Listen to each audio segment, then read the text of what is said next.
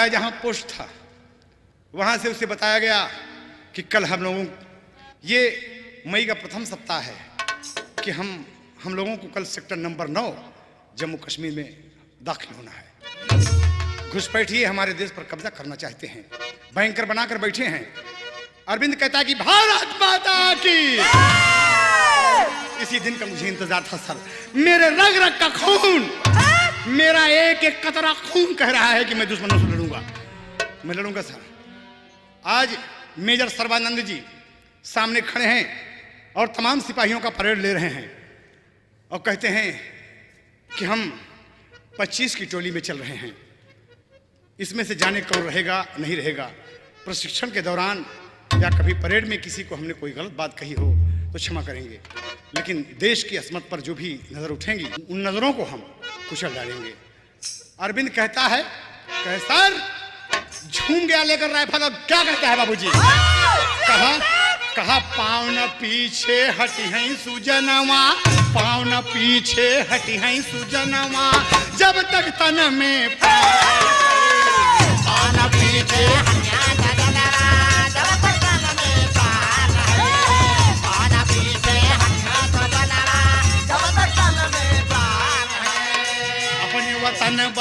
अपने वतन बदे गोलियां चलैबे, अपने वतन बदे गोलियां चलैबे, जब तक तन में प्राण है। वतन बदे गोलियां चलैबे, जब तक तन में प्राण है। वतन बदे गोलियां चलैबे, जब तक तन में प्राण है। हाँ सन सन गोलियां चलैबे, हारी देव दुश्मनवा के छाती। सन सन गोलियां चलैबे,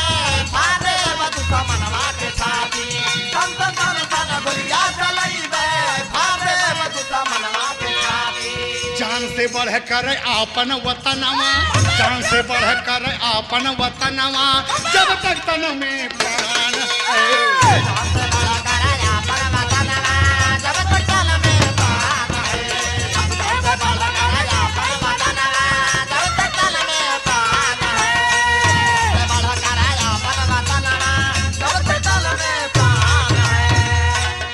सर चिंता न करें आप।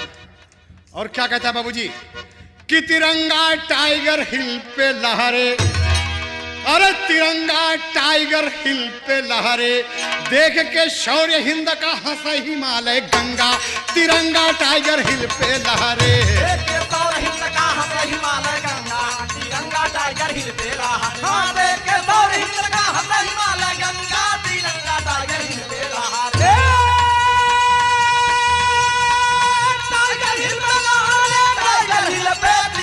टाइगर हिल पे लहरे, देख के शौर्य हिंद का हंस हिमालय गंगा। तिरंगा टाइगर हिल पे लहरे, देख के शौर्य हिंद का हंस हिमालय गंगा। तिरंगा टाइगर हिल पे लहरे। टाइगर हिल पर तिरंगा लहराने के लिए हमारे देश के सिपाही जोश और खरोश के साथ जा रहे हैं बाबूजी कि ये राणा शिवा, ये गौतम की सरजमी है। कसम तिरंगे की एक एक चुन के मारूंगा। और बाबूजी तमाम सिपाहियों के साथ बहादुर चला जा रहा है।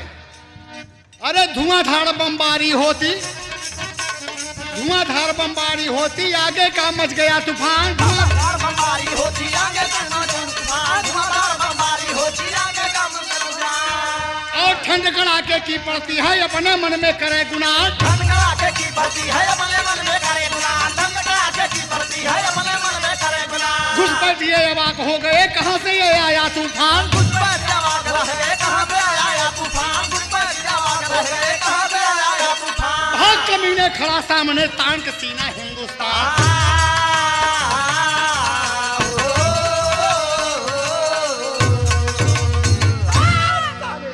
मेजर सर्बानंद जी बोले कि अरविंद तुम बहादुर भाई।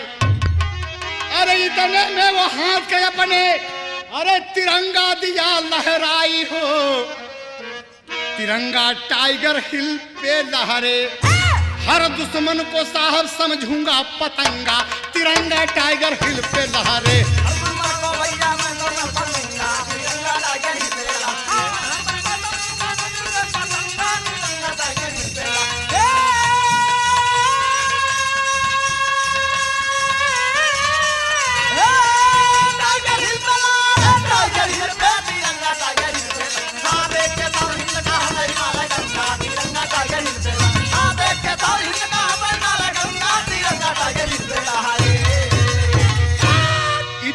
बात पर। और मेजर श्रमानंद जी बाबूजी, आज 28 मई 1999 का दिन है। गौर करने का मुकाम है। पहुंचे हैं बाबूजी, घुटने के बल सिपाही चढ़ रहे हैं, घुटने के बल चढ़ रहे हैं बाबूजी। देश का सिपाही कितना बहादुर होता है, वो माँ कितनी धन है जो इन सपूतों को जन्म देती है। घुटने के बल सिपाही चढ़ रहे हैं, ऊपर चढ़ गए। अरविंद कुमार कहता है कि सर, अपने मेजर सर्बानंद जी से कहता है कि सर हुक्म दीजिए, हम लोग गोली चलाएं। कहा अरविंद बेवकूफ़ी करते हो, सिपाहियों को यही प्रशिक्षण तुम्हें दिया गया है। ऊपर से ये घुसपैठिए भयंकर बनाए हुए हैं, और जब ये गोली चलाएंगे तो इन्हें गोली हमको लग सकती है, और हमारी गोली वहां तक पहुंचने में मुश्किल होगा। जानते हो कितनी ऊंचाई है इस कारगिल की? कहा सर, कहा हम अभी और चढ़ेंगे। 29 मई की सुबह हुई बाबूजी, 29 मई की सुबह हुई बाबूजी, और सब जाकर बैठे हैं। सूरज निकल रहा है, सूरज निकल रहा है बाबूजी। आपस में बोल रहे हैं कि सर हमारे साथ के 3-4 सिपाही मारे गए, सर हमें आप हुक्म कब देंगे गोली चलाने का?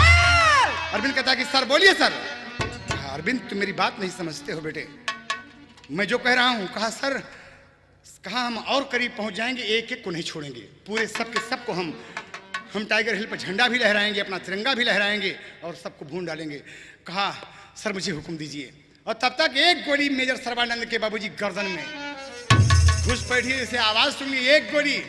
कार्बिन का सर, नहीं सर, नहीं नहीं सर, नहीं। दूसरी गोली बाबूजी त्राक से मेजर के छाती में।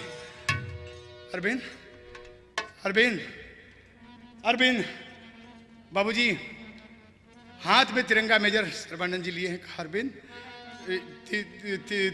तिरंगा, तिरंगा, तिरंगा, टाइगर, टाइगर और प्राण पखेरु उड़ गए बाबूजी। कहा सर, नहीं सर, नहीं नहीं, ऐसा नहीं होने दूंगा बाबूजी। और गनमशीन पड़ी थी बाबूजी, तमाम सिपाहियों को कहा बस किसी के हुक्म की जरूरत नहीं है। नहीं, आज अरविंद का जोश देखिए बाबूजी, उठा लिया हाथ में गनमशीन, उठा लिया हाथ में गनमशीन बाबूजी, और क्या कहता है? कहा है गरजे गनमशीनिया गरजे,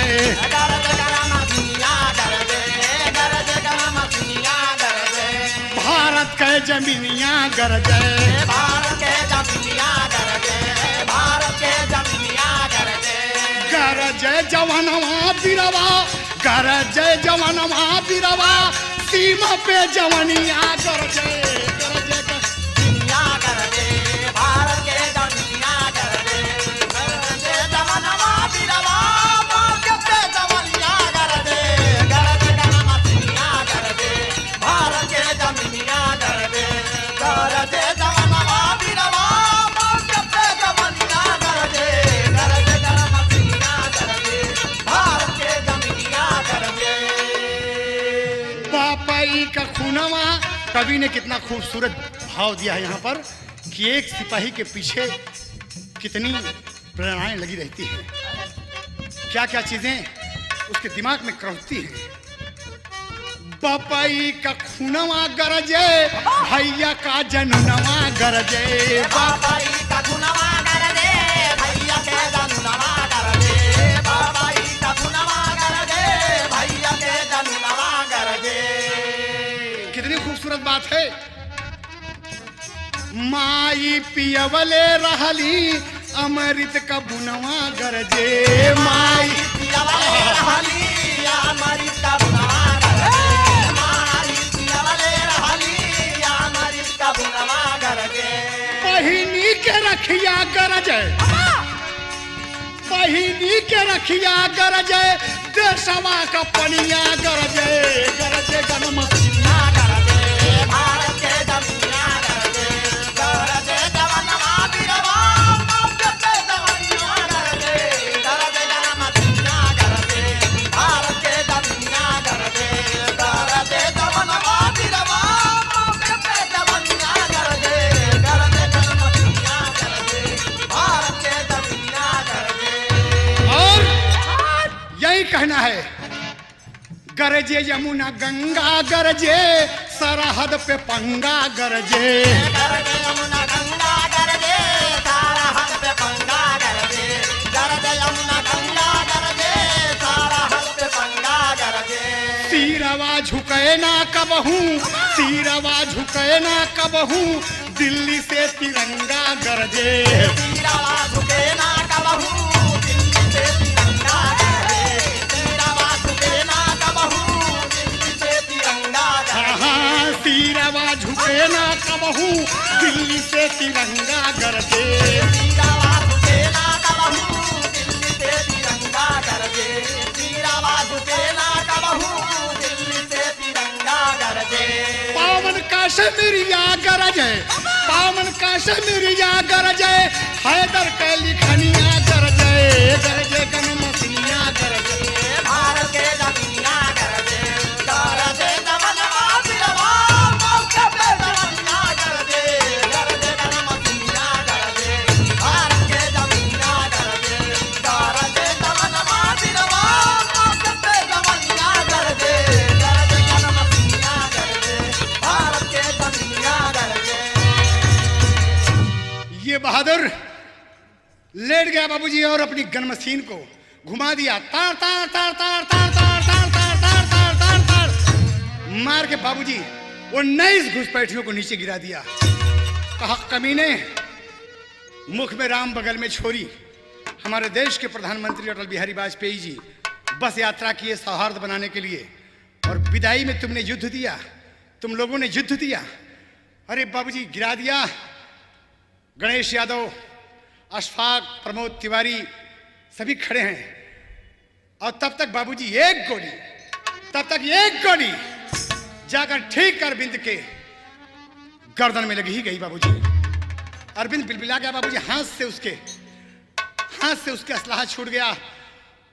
कहा अशफाक, कहा अरविंद अरविंद अरविंद। अरविंद कहता है कि भारत माता की जय। प्रमोद, भारत माता की। तिरंगा तिरंगा बंदे बंदे बंदे बंदे मात। बाबूजी हाथ झूल गया मेरे देश के सिपाही का। जब एक सिपाही ने 19 घुसपैठियों को मार के गिराया है, आज उसको गोली लग गई बाबूजी, और उसका प्राण पखेड़ू। कितना बड़ा सपना था देश के प्रति इस नौजवान का।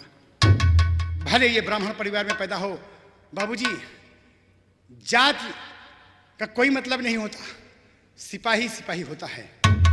देश पहले है, जाति धर्म बाद में। और आज अरविंद शहीद हो गया, वीर गति को प्राप्त हुआ बाबूजी। उठा लिए कंधे पर शव को बाबूजी। और क्या कहते हैं कि लड़ले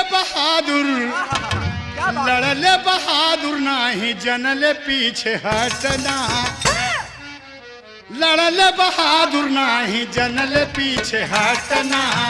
हाय दैया घटी गईली सीमा पे घटना, हाय दैया घटी गईली सीमा पे घटना, हाय दैया घटी गईली सीमा पे घटना। लड़ले बहादुर नाही जनले पीछे हटना, लड़ले बहादुर नाही जनले पीछे हटना। हाय दैया घटी गईली सीमा पे घटना, हाय दैया घटी गईली सीमा पे घटना।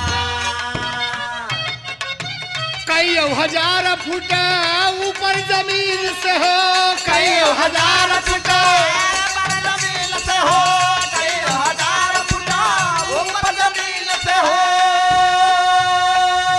दुश्मन का मारे शेर अपने गन मशीन से हो, दुश्मन का मार शेर अपने गन मशीन से हो, दुश्मन का मार शेर अपने गन मशीन से। वंदे मातरम का नारा, वंदे मातरम का नारा। मेरे देश की संस्कृत गवाह है, वंदे मातरम। सुजलाम सुफलाम मलय शीतलाम सस्य श्यामलम। क्या कहना है? वंदे मातरम का नारा मुहवा से रटना, हाय दैया घाटी गईली सीमा पे घटना, हाय दैया घाटी गईली सीमा पे घटना, हाय दैया घाटी गईली सीमा पे घटना। वंदे मातरम का गीत मुहवा पे रटना, वंदे मातरम का गीत मुहावा पे घाटना हाय दैया घटी गई सीमा पे घाटना हाय दैया घटी गई सीमा पे घाटना पावन तिरंगा में शव लपटावल बा पावन तिरंगा में तिरंगा में सब लपटावल बा रेडियो टीवी खबरिया बतावल बा रेडियो टीवी खबरिया बतावल बा रेडियो टीवी खबरिया बतावल बा तमाम खबर हो गई बाबूजी। आज 31 मई का दिन है जिस दिन वो शहीद हुआ और सरहद से उसके पार्थिव शरीर को दिल्ली लाया गया बाबूजी, जहां तमाम देश के कर्णधार जवानों ने उसे श्रद्धा सुमन अर्पित करके बाबूजी की श्रद्धांजलि अर्पित की है।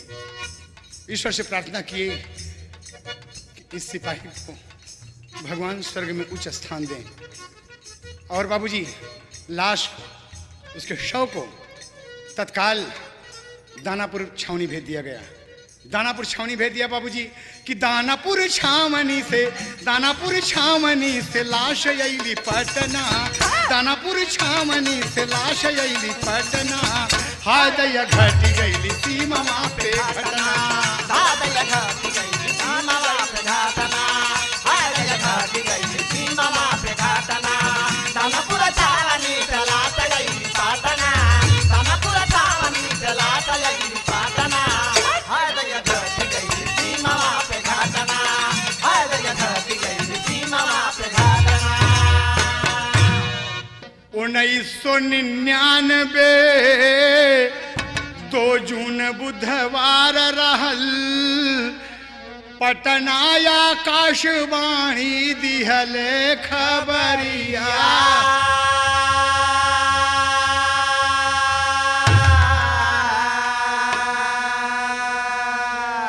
जिला चंपारण गांव भटिया पर सौनी के अरविंद कुमार छोड़ले अपनी शरीरिया,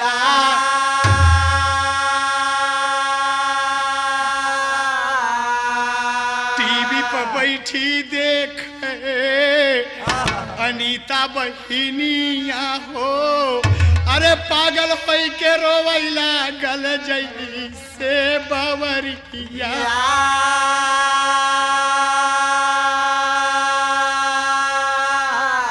दुपट्टे से मुहवा छिपा के बहिनी रोवैला गल, अरे सुनी कई गैला भैया हमारी दुवरिया,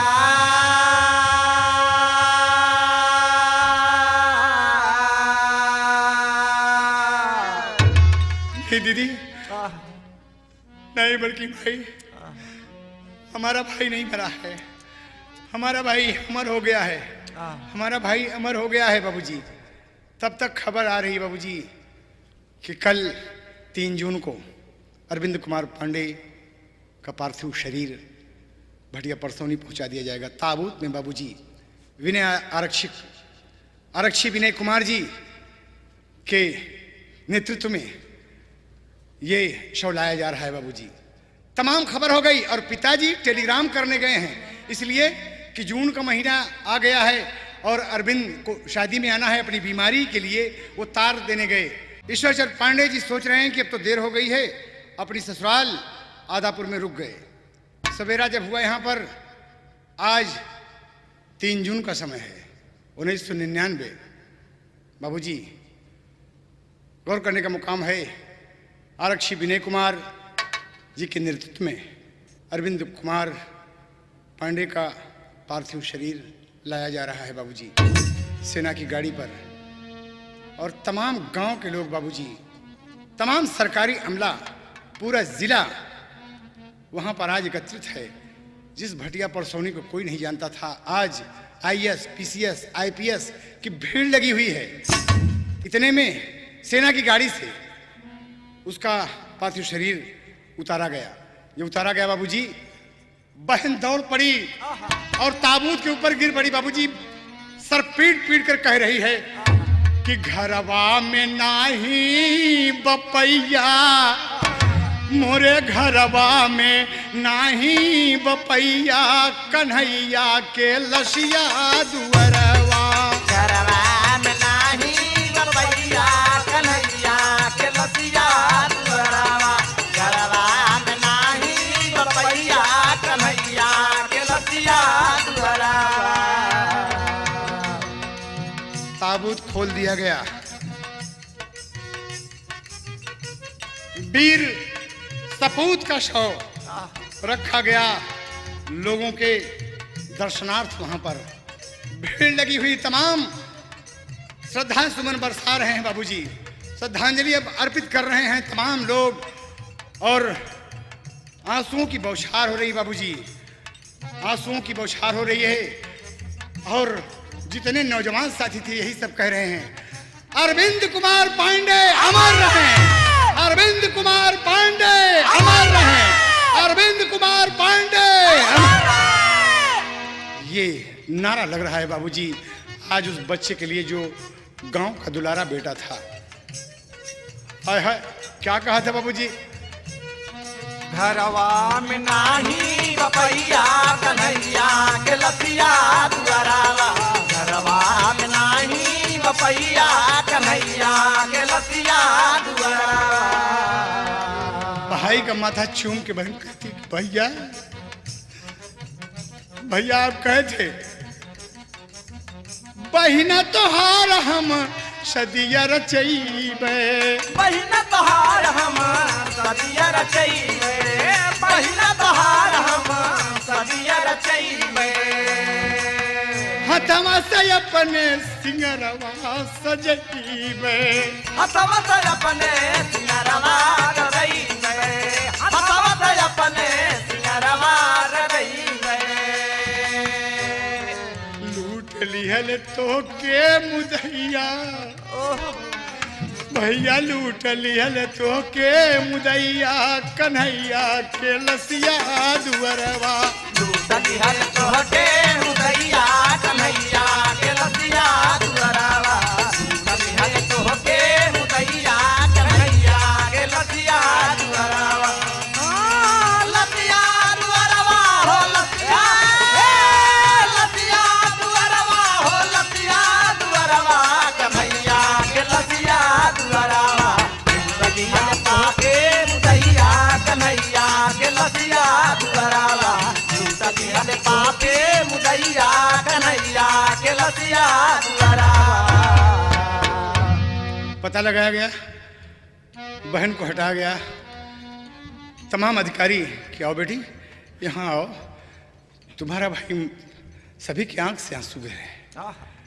बहन बेटी तुम्हारा भाई शहीद हो गया है, अमर हो गया है, आओ यहाँ आओ। पकड़ के उससे छपटा लेते हैं बाबूजी, अपनी गोदी में पिता तुल्य अधिकारी बैठा लेते हैं कि बेटी रोते नहीं।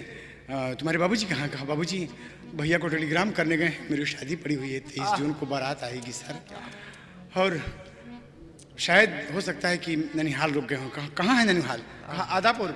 तब तक बाबूजी खंड विकास अधिकारी को एसडीएम साहब हुक्म दिए कि आप तुरंत जाकर उन्हें ले आएँ। और जब गाड़ी पहुँचती है बाबूजी आदापुर में, तो कहा भाई ईश्वरचंद पांडे की ससुराल कहाँ है, जो भटिया परसौनी के हैं? कहा सर जहाँ आप खड़े हैं सामने। तब तक ईश्वर, क्या बात है सर? कहा मैं खंड विकास अधिकारी आपको लेने आया हूँ। कहा क्यों सर? कहा मैं गांव का दौरा करने अचानक पहुँच गया और देखा कि आपकी बेटी की तबीयत बहुत ज़्यादा खराब हो गई। अनीता आप ही की बेटी है ना? कहा हाँ। क्या हुआ? अभी तो हम अच्छे एकदम अच्छी थी, हम छोड़ के आए उसे। क्या हुआ सर? कहा आप गाड़ी में बैठिए। गाड़ी पे बैठा लिए बाबूजी। सभी अवाक रहे कि क्या बात है, और साथ में उनके मामा भी बैठ गए और आ रहे हैं बाबूजी। जब देखिए तो पूरा भटिया परसौनी बाबूजी सरकारी अमला से सटक पड़ा है, एकदम चप्पे चप्पे पर लोग खड़े हैं और नारा लगा रहे हैं, अरविंद कुमार पांडे अमर रहे, अरविंद कुमार पांडे। कहा वीडियो साहब आपने मुझे वहां क्यों नहीं बताया कि मेरा बेटा इस दुनिया में नहीं रहा? कहा पांडे जी क्षमा कीजिएगा। आए बाबूजी, बहन दौड़ पड़ी है। बाबू के अपने वो गिर गए चरण मां, बाबू के अपने उंगली गए चरना, बाबू के अपने उंगली गए चरना। सनहुरा न भैया देखे टूट गए सपना, केहू न भैया देखे टूट गया सपना, केहू न भैया देखे टूट गया सपना। हई रखिया क बंधले कलैया, अरे रखिया के बंधले कलैया, कन्हैया के लसिया दुअरवा। रखिया के बंधले कलैया, कन्हैया के लसिया दुअरवा। कन्हैया कन्हैया के लसिया, लसिया दुअरवा हो लसिया, लसिया दुअरवा हो लसिया दुअरवा, कन्हैया के लसिया दुअरवा। कलैया कन्हैया के लसिया दुअरवा, सुनवा में आई बपैया, कन्हैया के लसिया दुअरवा। अपने रोवत बिटिया का आंसू पोछ के कहते हैं कि आओ बेटी, अपने भैया को देखो बेटी। और आज बाबूजी उसकी शव यात्रा निकलने ही वाली है। तमाम गांव के लोग बच्चे बच्चे बाबूजी आज रो रहे हैं, साथ में हुजूम लगा हुआ है, तमाम सरकारी अमला जुड़ा हुआ है बाबूजी। आज अरविंद कुमार पांडे अमर रहे, अरविंद कुमार पांडे, अरविंद कुमार पांडे अमर रहे, अरविंद कुमार पांडे, अरविंद कुमार पांडे अमर रहे, अरविंद कुमार पांडे। चार जवान अपने अरे कांधे पे उठैले भैया, चार जवान अपने कांधे पे उठैले भैया, चार जवान अपने कांधे पे उठैले भैया। बीरवा का यात्रा धीरे धीरे होई जा,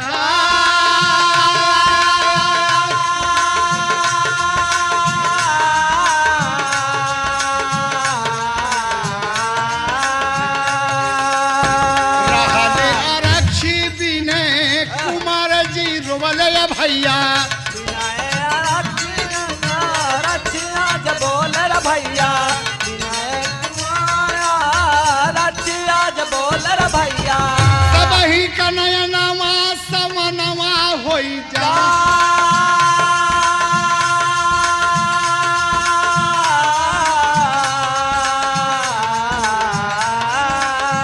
धरती गगनवा जय यसुआ बहबले भैया, नमाया जय आंसुआ बहावे भैया, नमाया जय आंसुआ बहावे भैया। चंदन चिता पे देखा शव धई जा,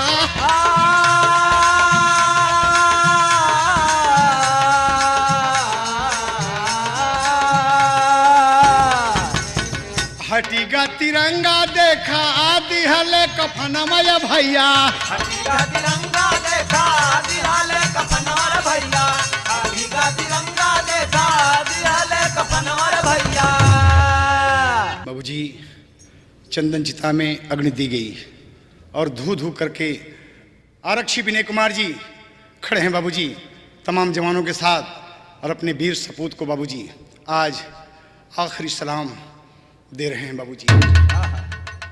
तमाम राइफलें गरज उठी, सैनिक सम्मान के साथ